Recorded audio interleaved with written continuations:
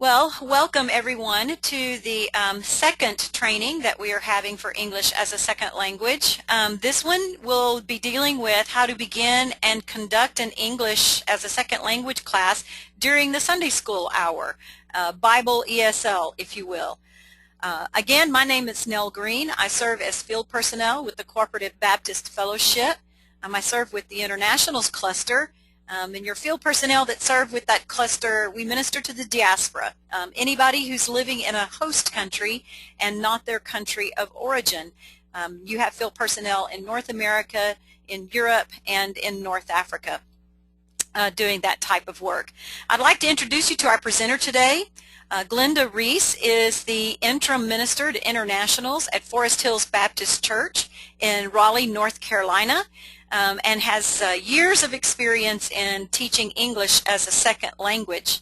I am going to let Glenda introduce herself a little bit more, but let me begin this time by saying we had quite a bit of interaction and dialogue after the previous webinar on English as a second language, and one of the main questions that seems to be coming up from several different sources is the idea of having English as a second language during the Wednesday night program at a church. Glenda, you mentioned that, but I am also going to unmute one of our participants who also has some experience in that area. Kathy, you're unmuted. Can you tell us a little bit about yourself? Yes, I'm a director of the ESL program at North Fort Worth Baptist Church in Fort Worth, Texas, and was invited to come along, recruited. Glenda, you had mentioned and talked about recruiting last time, and I was recruited from our ESL coordinator, and she invited me about 3 years ago, and since then I've been involved with ESL ministry at North Fort Worth Baptist Church. We do meet on Wednesday nights. We have a 6:45 opening from 6:45 to 7. Can you hear me okay? Yeah, just fine. From 6:45 to 7 is an introduction time, and that's really just for time for people to walk in. We have a person who, one of our leaders, who presents just a very general Bible overview, like books of the Bible, some of the main Old Testament stories that he presents in about a 15-minute time span.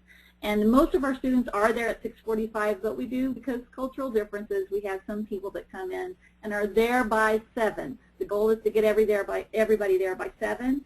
And from 7 to 8, we offer the side-by-side curriculum by Pearson and Longman. Yeah, it has 4 levels. And then we have a 15-minute closing time where we take prayer requests, or the teacher may lead a Bible study. Not a Bible study, but a Bible verse, to share one of those and ask for prayer requests. We do have two teachers for each of the 4 levels, except for level 4. We're still looking for an additional level 4. And Kathy, you also mentioned that the children who come to with their parents to the ESL, that you just bring them into the missions program that you do on Wednesday nights. Is that right? Correct. Our children's activities for Wednesday night include our missions organizations, which are Mission Friends for 4- and 5-year-olds, girls and boys for 1st grade through 6th grade, which are Girls in Action and Royal Ambassadors. And those are international mission studies. And so the parents are excited that their children are learning about other children around the world. And our leaders, our children's leaders, are excited because they have international children within their international mission study groups. Right. And then, of course, older teens or students would go to the youth programs that are meeting at the same time. Wonderful, wonderful. I'm going to turn this back over to Glenda here. I do invite everybody, especially as you have something to interject, there's a chat box down there at the bottom. Please pose your questions there, but as you can see, we've all got a lot of different ideas about not only how we might incorporate Bible, but how we might bring ESL into the program of the church. If you have a model or a way that you're doing that's working for your church and you'd like to share, be sure and put something in the chat box, and we'll give you an opportunity to speak to that. But meanwhile, let me turn it over to Glenda. Glenda, if you would also like to address the Wednesday night question before you get started, that would be great. And we look forward to hearing from you. Thank you for being with us again. Well, our Wednesday night program differs slightly from the one that we just had the explanation for, in that we have a totally secular ESL program on Wednesday night. We do inject some, everybody knows that our church witnesses and that sort of thing, but in order to keep our people, especially our Muslim people, we really are very careful, and when we do biblical things, we're very upfront with it. And they choose, in many cases at that time, not to come. But that's the reason that we have the ESL Bible on Sunday morning, where we're very free to do that. And occasionally we have Muslims who do come to that, but they know that we're going to do it. And so, but our program on Wednesday night follows that pattern of the kids going into the mission activities and how well that transfer takes place. But I really wanted today to talk a little bit about ESL Bible and how we got to that point. I've been involved in our church ministry since 1978, and ESL Bible didn't come about for several years after we had started the secular program, because our program started from a tutoring ministry to Muslims and then moved into an ESL program on Wednesday night.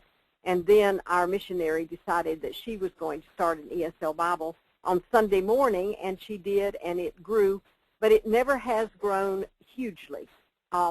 You know, many of our people have never seen the Bible or heard of Jesus, and that really is a great mission field for us. Now our Wednesday night class is feeding our ESL Bible class, and a part of it is because we switched the way we were doing ESL Bible. And so let me go through some of that right now. This is my approach. This is the approach we're using in our church that our teachers voted on and came up with.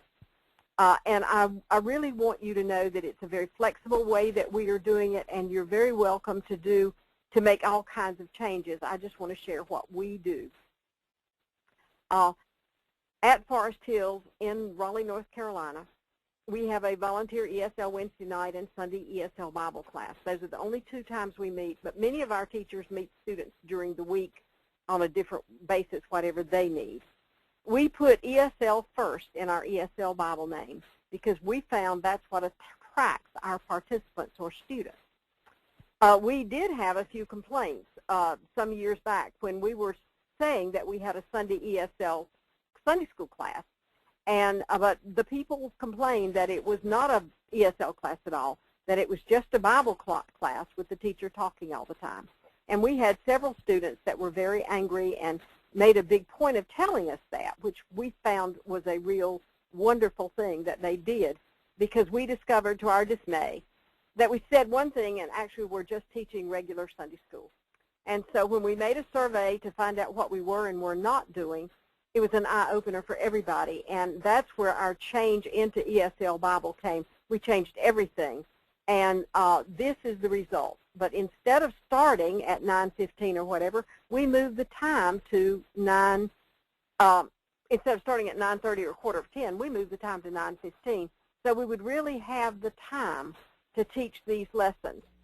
So let me begin with an example of what has been happening when we went to ESL Bible.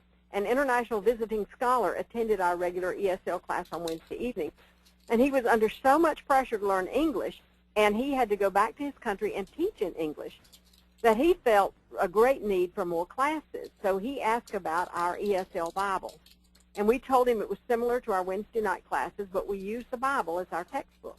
And he said he didn't care what book we used if we really taught English. He informed us that there was no God, there is just no God, so talking about that wouldn't bother him. So he joined our Sunday morning program, and that way he received 2 free classes a week at our church. He learned a bunch, and he really grew in his English because he was actually reinforcing that English twice a week. And as he prepared to return to his country, he thanked us and gave us little gifts and all that. And then he smiled and told his ESL Bible teacher that he discovered that there really was a God. And this intelligent scholar did not become a baptized believer, but he moved along the spectrum of belief to one who acknowledged the existence of God. And so one of the ways that we measure sometimes is we just say, well, how many baptisms did you have? Well, we may not have that many baptisms. We do have some. But the spectrum of belief helps the teacher realize that they're making progress in an area that they may not have thought about before. It's important to ESL Bible teachers I began my spectrum of belief with enemy because I had a student who hated Americans and Christians.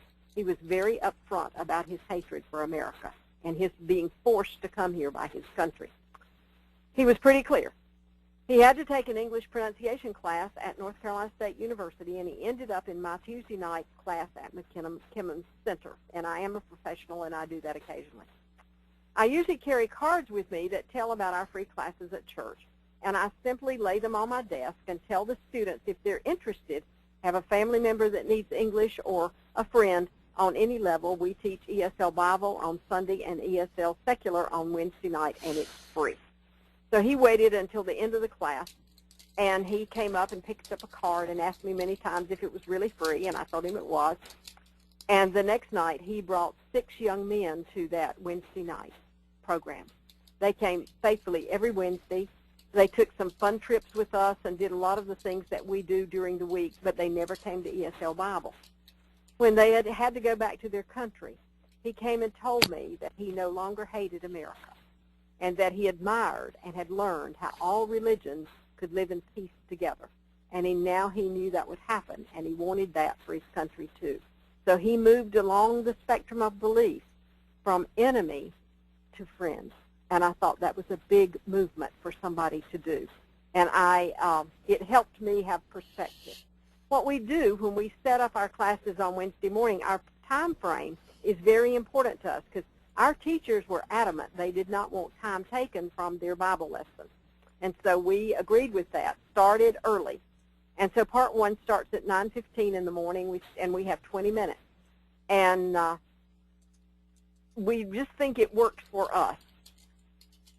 We changed the name because we wanted ESL Bible to say what it is, so that in no way would we be manipulating the students. And we actually taught our teachers how to write a lesson that incorporated English and really did say the word noun or verb occasionally. And the students were delighted. And we found that often at 9 o'clock when I would arrive, there would already be students there ahead waiting for me to come in or to unlock the doors. And so we will teach and sing. They come ready to learn. We did try for a little while to do refreshments or some sort of thing like that, and they weren't interested. And so we just start exactly at 9:15, or the piano, if we are lucky enough to have a piano player, it begins about 10 minutes after 9, and they come in to good music. And then we immediately begin. We don't begin late. We begin with an ESL Bible song. And if you're saying, I don't know what an ESL Bible song is, if you think about the requirements for English second language, has to have a lot of repetition. The words have to be pretty easy.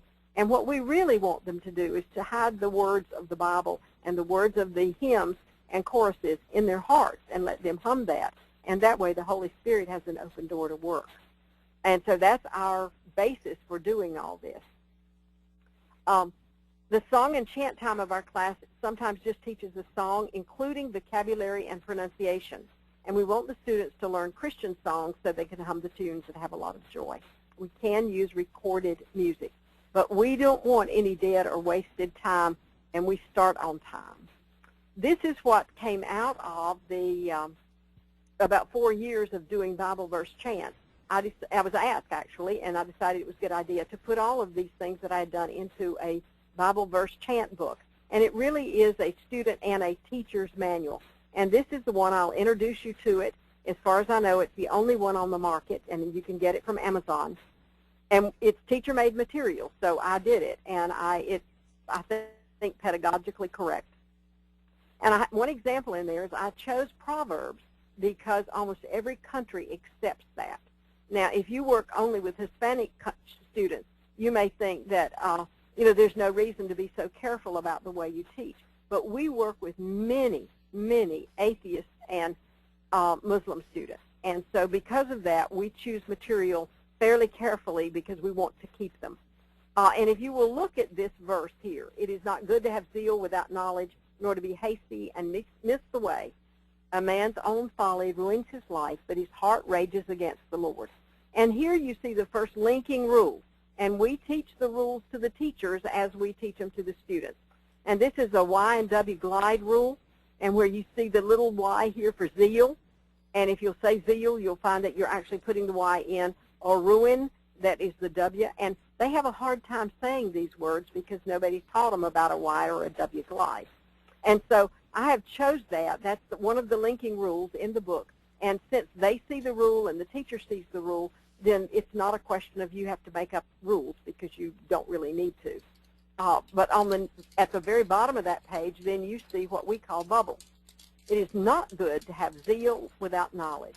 And if you look at the big bubbles, not good, zeal, knowledge, hasty, miss, way, man's own folly, ruins life, heart, rages, and Lord, are all content words.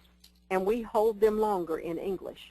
And we say the structure words, such as it is, to have, nor to be, and these words are structure words, and we say them, we even compress them very quickly. And so for the non-tuned English ear, as many internationals have, they only hear the content words, and that's why they drop out so many of the small words. Once we show them how to do a structure word and to get the rhythm of the language correct, then they begin to really speak English some way except robotic. And if you say it is not good to have zeal, that's called robotic speaking. But this is the pattern of North American English, and it fits our world. This is the actual chant part that we have, where we divide the large group into two sections, group 1 and group 2, and then have them come back again and say the Bible verse. Repetition is basic to learning a language, so we set it up so we can repeat forever. And when we start out too slow, and I allow them to go too slow at the first time through. Then I work with them to make it fast enough to be really English. And the correct rate of speaking is from 150 to 180 words per minute. This is also taught in the book. And most of my students speak about 100 to 110 words per minute. I'm forever saying, and this is my sort of mantra, keep up with me and sound like me, make my voice. And this makes it sound like English in the rhythm of English, and it helps them to do it. Going back to the way we keep English in front of them to show them that we really are teaching English. You may never have seen a vocabulary and related words chart, but this is very easily made from the words right out of the Bible verse that they are learning. And so they can see the ways the words are used in all of the different parts. The pattern that I use is very likely to be the same thing you would use. But Bible verse chants is available to you. And here you see teacher notes that I have put in for the voiceless S and the voice Z. And I have just made up words. Some of them come from the Bible verse. But this gives them a practice to go from the voice to the unvoiced. And many of my students cannot make a Z sound. And so I keep that in mind. And the last part of this, and I don't always use this, and sometimes I just pick and choose within the 20 minutes that I have to teach this in. And here is my fill-in-the-blank sections, and you can write that on the board. I never let them see the bottom one, but we do this twice so that they can actually memorize the verse, and that's what I want them to do. But sometimes I don't have time to do a bubble, and they take a lot of time, and especially printing them. And so here is the Bible verse chant without a bubble, and you can see it's from Matthew, and it's the salt and the light. I might bring in a salt shaker and a light bulb to teach this with, and we go over the words, and we work with some of the rules you're seeing there, Rule 1 and Rule 2, and then the difficult single sound words already there, and that's how to pronounce the TH sound. And in fact, I teach it constantly because it's not an S or a Z or a D. It is a P sound. And so you can see right here that we are practicing that. And we hear the content and the focal words that we're, again, practicing. Here, again, is the chant itself. And you can't see it all because of the slide part, but here is the second part of that on the slide. So what I'm doing here is saying that anybody can write a Bible verse chant. And in the back of the book, I encourage anybody to start writing them. I write new ones all the time. And actually, I don't use this book anymore. I leave it for any substitute I have, and I'm writing new Bible verse chants almost every week. So when I finish this, we transition. When the clock strikes time, we close. And I'm trying to be very good about American time. opening it at 9:15, closing it at 9:35. Number one, because our teachers complain if we don't. And number two, I want them to learn that we respect the time and help them come on time and pick that up as a part of their culture too. If I don't finish the lesson, we just review it the next week. And sometimes we take 3 weeks on the lesson. And I say, time to go to class, and we make sure all the students have a class. And our illiterate student stays right with her husband. Whatever we're doing, she stays in there, and he's an intermediate student. But she has gone from being totally illiterate to being an early beginner, and we're very proud of her. Just got her driver's license. But our illiterate class will use English lessons from the Bible, Book of Mark. It can be ordered from Lifeway Books, and last year it could be ordered from Multimedia, but not anymore. Our other teachers write their own lessons. It's hard to find lessons, and so they write their lessons. They choose a scripture, download it online, mark the sound units, find the vocabulary words, work on pronunciation and comprehension, and provide notes. So here is what the English lessons from the Bible, that's only been in print 25 or 30 years, I don't know, but it was put in print in 1989, and it's still in print. Lifeway Books has it, and from our website there is a link to that. And the prices vary, as you know, but it's under $20 for the book. And then when we hit 10:30, we stop, and we do close off. Often we don't finish the lesson, but we return to it. But, you know, it's important to be able to stay in the time frames at our church. And so that way we have a very successful ESL department in our classes, in our church. It's always challenging to get the right student to the right English class level. And we when we began, we had one teacher and one student, and that was pretty easy. But when we grew to several classes, we had to place them. Now, a lot of churches have very large classes, but we don't. And so we have never really been huge in number, but we do pretty well with our students. Now we are really reaching, you know, high of 40, and we have room to grow because we're back in the church, and so it's been good for us. How do we place students? We have new students filling out a sheet that includes their name, address, phone, email, country of origin, and gender. Then we use the information and ask them questions during a short interview. On the gut level placement, we put the lowest in a beginner and go up the class level from there. But we actually use a very formal rating called an oral proficiency rating. We've been using that since about 1984 in our classes. And so we don't use a flip book. We use the Foreign Service Institute oral proficiency rating. And if you want more information about that, I can give that to you. But it is the professional rating that someone would be learning to use in a university setting. And then I have a personal checklist. Did I really teach this lesson? And so because we are so conscious of not manipulating the students and giving them English, which makes them excited to come, I begin my Sunday school class with a language sample. So I've got a few little things up on the screen for you. And a language sample simply gets the students to talk with one another, do the role, do the stuff you've got to get done in a Sunday school classroom before I actually start teaching the lesson. And I try to keep it very positive, like, tell me something good that happened this week, or did you travel over this holiday? Any questions you've got for me? And often they come in with questions because they know me. And then I walked in last week with, I heard this idiom on the radio as I was driving, do you know it? And I just wrote it on the board. And I go around the classroom, and sometimes I say something as simple as, tell me the month of your birthday and something special you like to do. Many of them don't celebrate their birthdays, and that was something very interesting for me to learn. We do that for only about 5 to 8 minutes. And then I give them a Sunday school lesson. The language sample, I simply write the word on the board, language sample, so that they know that they're getting English. And it's not just wasted time talking. My students are very aware that they don't want to waste time. My class is multi-language. I have a Chinese, a Kikongo speaker, Korean, Spanish, and Japanese speakers in my class every Sunday morning. They help one another, and it makes the class cohesive. We don't let the language sample or the teaching time bog down, but we're pushing to get into the lesson. And they are really pushing to get into it. Many have never, ever owned or seen a Bible.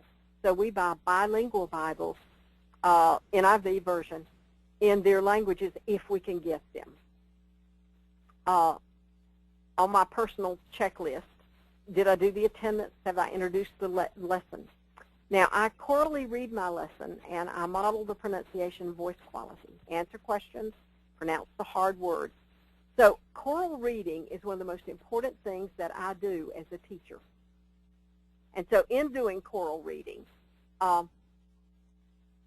they hear then the sound of their voice, my voice. They have to keep up with me. Everybody does it together, and it's a security thing. It's safety in numbers.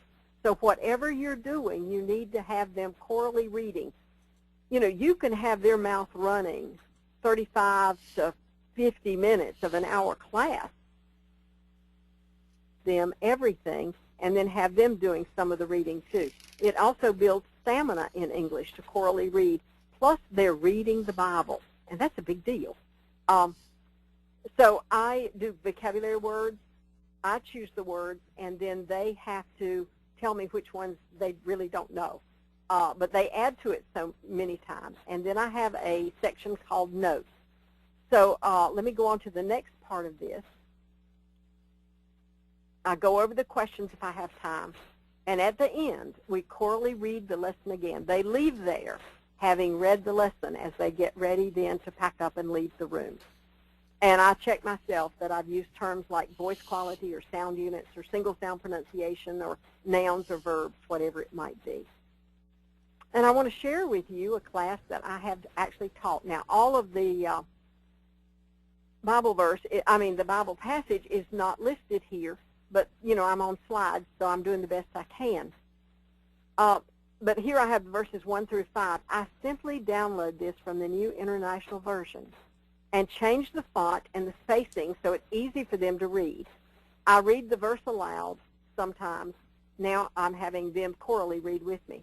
And when I'm writing this, I read the verse aloud.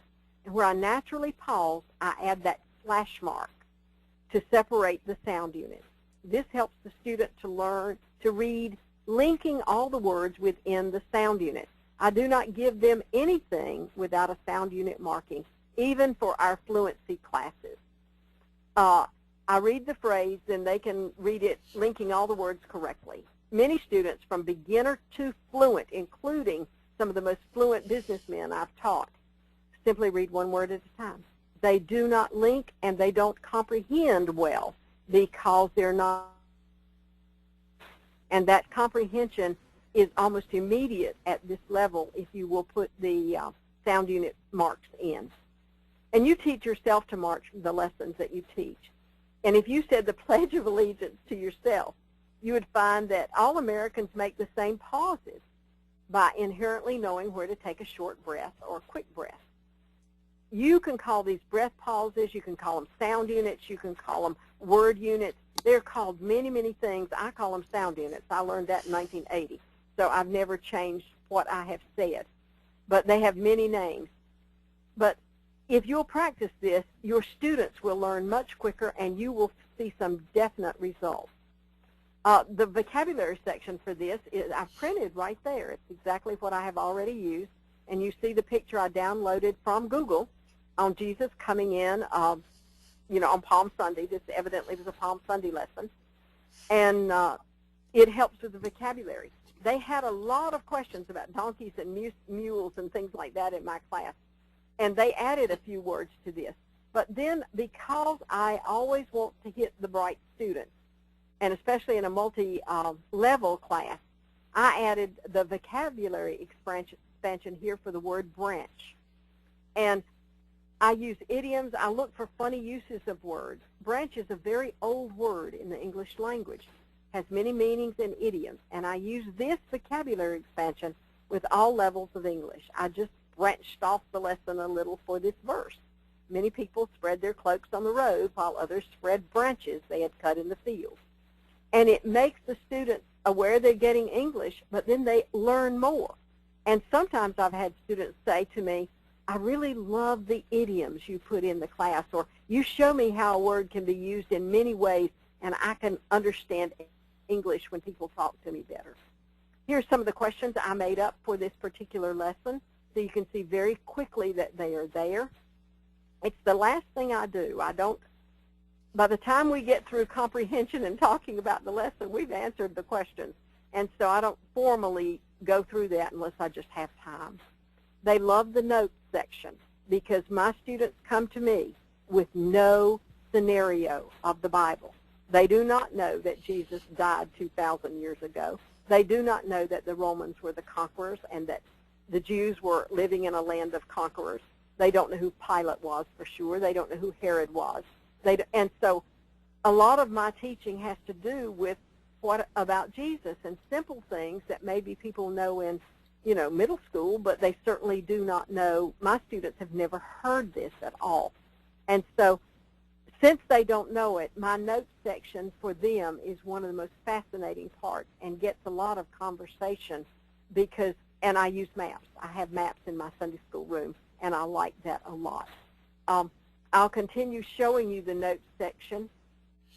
Glenda, one of the remarks that we've gotten here from Kathy was saying that just to kind of get some dialogue going, that one of the things she does is to ask them how they say some of these things in their language. We do too. For most of my students, to be perfectly honest, they are not from Catholic backgrounds or Christian backgrounds, and they don't have a clue what Palm Sunday is, and I have to bring a palm branch in and teach it. And so yes, I ask them if they have ever heard of it or if they have it in their language. You always bring the students in with questions like this. This is what makes the class so fascinating, is that, say, what questions do you have and what do you do in your language? I think in my years of teaching, I probably have only had about 4 Christians who came in already knowing Christianity, maybe 6. But for the most part, most of mine are not. And, what a joy to be able to teach it. I now have one man who speaks Kikongo, who is Christian from his country. And he helps me teach the lesson because he has these things. But I am going over here with my closing thoughts now. And you can close with prayer. I often close with requests for remembering. What can I remember about you this week? And what can I talk to God with? And then I can pray, or they can. And I keep up with my class by email. They get an email every week from me, unless for some reason I just can't do it. So I could say regularly, but almost every week. And I make sure they're invited to sit with me in church. And, most of my students will not go to the formal services. And we have actually taught the words worship, service, worship bulletin, because they have no idea what's going to happen in a worship service. So we almost have to do a mock service to teach them what the words are on the page of the bulletin, worship bulletin that they get. So, it's a cool thing to be doing. You can tell I love it. And anybody who has taught English to internationals and has been the privilege of doing Bible classes knows that it is a joy beyond speaking. So now I'm open for questions. All right, so I'm going to remind everybody that there's a chat box right there at the bottom of your control panel for you to chat your questions in there. I will say, though, let me just let you know that we have recorded this, and like the other one, we will be putting it up on our website. And I will put links to the book that she showed you. I happen to have right here as well, Bible Verse Chants. And I will try to find the links to the other books as well, the English lessons that are with Lifeway. Because I can imagine, Glenda, that preparing these Bible lessons from scratch, glad that you've got it in book form, but if you're just starting in this, I'm imagining you probably spent a couple of hours a week trying to figure out your Sunday school hour. Would that be a fair estimation? That's a very fair estimation. And I try to do more than one lesson at a time and, get 3 or 4 lessons up when I sit down for 2 days and make sure that I have material prepared. I go back to old material if I can. I save all of my lessons. And, one grouping of my lesson is now being taught by one of our teachers on Skype to China. And Oh, so, using Skype. That's nice. isn't that cool? But And gotta love technology, right? yes, and we have now gotten permission from Zondervan finally to go ahead and put up my advanced mark lessons on our website for free. We have not had a chance to do that yet, but hopefully in the coming weeks we will start with one lesson at a time going on the website that anybody can download, and it would be an advanced lesson. It would look a lot like what's been on the webinar. Okay, so just to make y'all aware, and we do have a couple of questions, so I do want to get those questions out there. But the DVD that she mentioned yesterday is not up on their website yet, but they are doing that. I will be watching the website when the Zondervan material does get up on your website. I will also post a link to that to go along with the video that we've recorded. A couple of the questions that we have, one person would like to know if you would be able to share with us some of your updated chants. Now, I'm not exactly sure how old this book is, but I gather you've, how old? 2 years. Oh, it's just 2 years old. So this has got some of your latest material in it then. Yes, it does. And if somebody needs more material, they need to just email me and say, I need material. Okay. And often I'll send it to them. It will be teacher-made material. It'll look like Glenda did it. So, and then they're welcome to change it any way they want to. And you all can see Glenda's email address up on there. Someone else would like to know, is ESL your full-time job? ESL is my life. I have a professional, Glenda. I run a small business called ESL Training Services, and I train businessmen. Companies hire me. I'm a government contractor. In the past, I've been an IBM vendor, and so I still do some of that. I'm a little expensive, and I take my money that I make and put it right into my ministry. But at this point in my life, I am the interim international minister at Forest Hills, and hopefully in the next 2 weeks we're going to hire a new minister, and that's my hope and dream. But at any rate, what I do is I spend a lot of time with internationals writing materials. I would like to write another book, you know. So yeah, it's my life. Now, we do have a couple of questions here about your website, but it's right there basically. It's the end of her email address. It's eslts.com. We'll take you to her website. Glenda, are your training services also listed on your website, or do you? Actually, they are. If you look at the website and go to the menu, you can go across the menu, and you could probably see about everything I do. My husband keeps it updated, and I hardly look at it. And he will put, you know, more things on it in the next few days for people asking questions. But you can always email me. We own the website, ESLTS, and it stands for English Second Language Training Services, and that's my business and has been for almost 25 years. Glenda, I've been visiting with some of the other folks that are interested in doing ESL, and one of the things that's come up, and I realize that you have a Bible class, and I've been to Forest Hills, seen how you kind of had that arranged. Others of you who have talked about as well having ESL on a Wednesday night.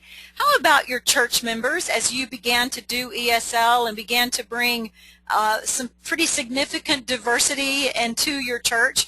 How did your church members respond to that? And as you're thinking about answering that question, I will just let you know, one person says that they'd love for you to write another book of Bible lessons. Actually, I have some ready to roll, but it would be not a beginner book. And so I have done Bible lessons for all of Philippians. I've done Bible lessons advanced for all of Mark. I'm working on Matthew now. So, yeah, I'm getting ready to start printing or getting available a lot of my teacher-made material. All I need to do is get somebody to take this job. Great. So one other question here, but I do want you to respond to how the church has responded to the diversity that you brought in. But they also would like to know, do you offer U.S. citizenship classes in your church separate from your ESL class? Yes and no. We do have U.S. citizenship classes. We have 4 people trained by USCIS to teach citizenship, and I'm one of those and have been since 1981. And at our graduation, we honored 3 of our students who got their citizenship this spring. And so, yes, we do. USCIS training materials are outstanding. On our Wednesday night class, the citizenship class meets from 7 to 7:45 with homework. Okay. And how does the church respond to the diversity? It was a tough road the first few years. They kept thinking that this wouldn't continue. But one of the best things that's ever happened in our church is the moving of the ESL Bible on Sunday morning into the church itself, into a department of the church. And now there, you look across our church and you see Chinese, you see people from the Congo, you see every color sitting there. Many people from Iran come to our church. And so our church itself has changed. It looks like the face of America now. And our church is very proud of that. They say it makes it unique. And they support ESL and international ministry. That's what we call it at our church. Wonderful. If we don't have any more questions, I'm going to give you just a second here. If we don't have any more questions, then we will wind this down. This is your time. Kathy's saying that their church is also beginning to appreciate the diversity. You do have the world at your door. That's absolutely right. I was speaking with one minister earlier, and we were just basically saying if we don't do this now, in 50 years we're going to have lost the game, because the face of our nation is changing, and we need to change with it. Our churches need to respond to that. Well, one of the greatest things that's happened in our church is when we baptize someone from another country, somebody in our church fellowship or that knows them reads their testimony to our church members just before they are baptized in front of the congregation. And when we do that, one woman read her testimony that from the faith she was born into, women were not considered as almost human beings, and that she knew God did not love her, and that didn't care anything for women at all, only for men.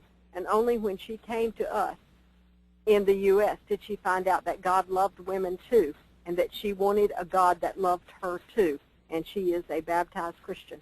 And her testimony brought tears to our congregation, and most of them can share her story because it was that memorable. Okay, we have Kathy, who's going to briefly share a baptism story with us, and then we'll close after that. Just a minute, Kathy. Okay, I have you unmuted. Okay. Oops, sorry. Is that better? I was echoing because my phone was on. Can you hear me now? Yes, much better. Thank you. Just nod, and if you can't hear me, I'll keep talking. Yes, very good. Go ahead. No. Sorry. No, it's good. Go ahead.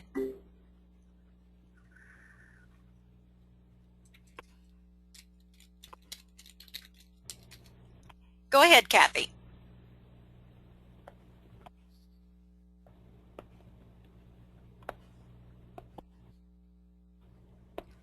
I think we've lost. Yes, I think perhaps we've lost the communication ability there. Okay, well, everybody, we thank you so very much for being with us today, for participating in this, for your excellent feedback. I want to say that we thank you for your emails. You see Glenda's email there. Most of you have mine. We do want to encourage you to continue to email and let's talk. I also will be sending you an email directing you to a website where we have an ESL network, and we can discuss this together in a discussion group and kind of bounce ideas off of each other. Glenda, this has been wonderful. We appreciate so much your time these last 2 days. And for those of you who would like to pass the word, we are going to repeat this particular webinar next Wednesday at noon. And so we thank you so much for participating. And Glenda, we appreciate you. Thank you. If you want to hear it again, call in next week. Bye, everybody. Bye.